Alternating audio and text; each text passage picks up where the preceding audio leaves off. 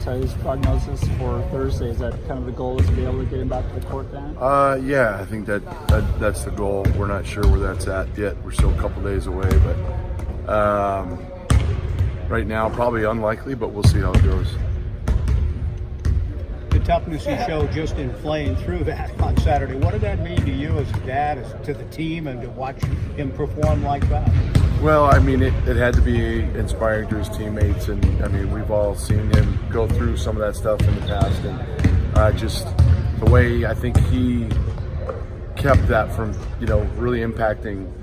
I mean, he impacted the game in a positive way with that, and it wasn't like he scored a ton of points, but his presence out there, when he took the ball out of bounds versus their pressure after we had trouble, just gave a calmness to the team. And I thought, he went to the line, made some free throws, made plays, and found a way to help us win, even though he wasn't himself, was something that was pretty gritty, and I thought carried throughout the team. The rest of the guys all stepped up as well.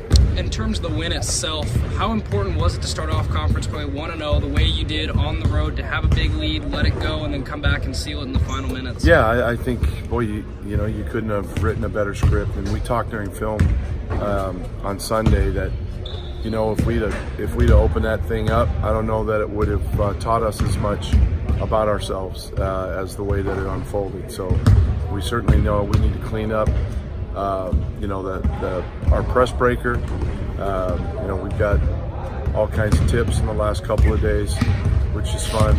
But really watching the film, it came down to us and our lack of execution.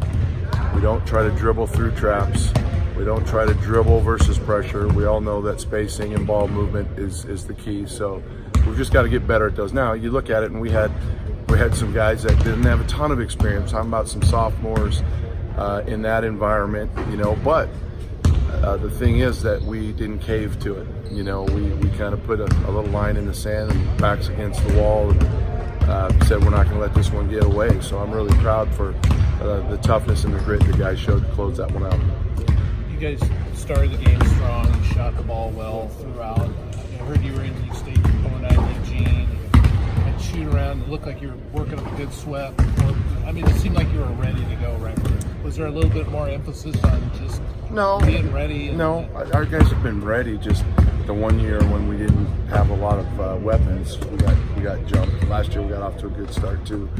I just think it was. We've got some talent, and we're playing differently. We've got a little bit more of an aggressive, and we did emphasize being more of an attack-minded team. Maybe we've been a little bit conservative down there in years past, and I think that caught them off guard, and it got us going for sure.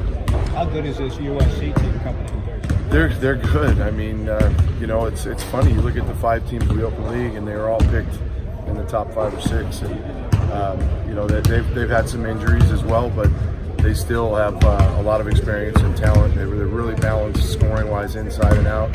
They're mixing up their defenses more than ever, so it's going to be a real test for sure for us on Thursday night. Speaking to Sunday, UCLA, let's see all for go, starts off 2-0 in Pac-12 play. Both teams, USC and UCLA, undefeated.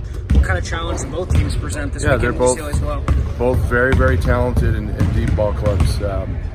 Play a little bit different style, but they've got a lot of talent. Both teams got some momentum going at home the first weekend, and now they're on the road getting tested for the first time in the league. So every game's a challenge in the Pac-12, and we'll take on USC and then worry about UCLA after that. But both have momentum going, coming in on the Oregon Trail, so to speak, and we just got to make sure that our guys are ready.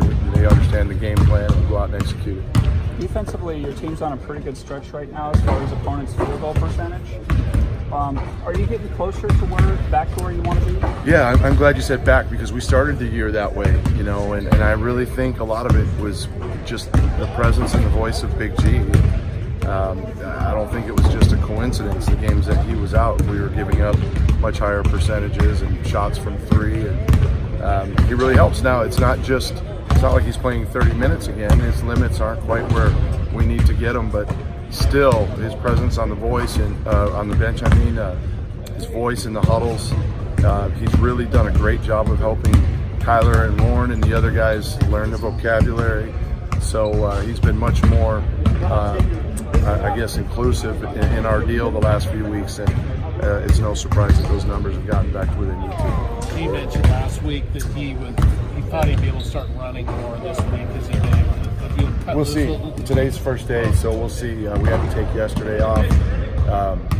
And you know, he wants to play more, but I said, gee, until you can condition with the regular group, you know, the training staff's going to hold you back. So we'll see how this week goes. I know he's eager and anxious to get back in there, but you know, it's going to pose when he's 100%, you know, a tough decision. You know, do we go back to him at the 5? Do we put he and Kyler together?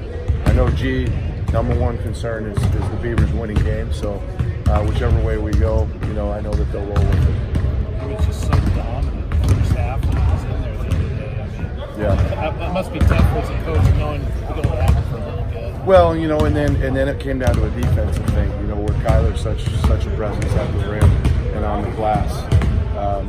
You know, and G scored some baskets, but you know, our guards got in there. Stevie got in there, just gave him 2 layups, dropping it off. So it's a nice little combination that those two have. All right.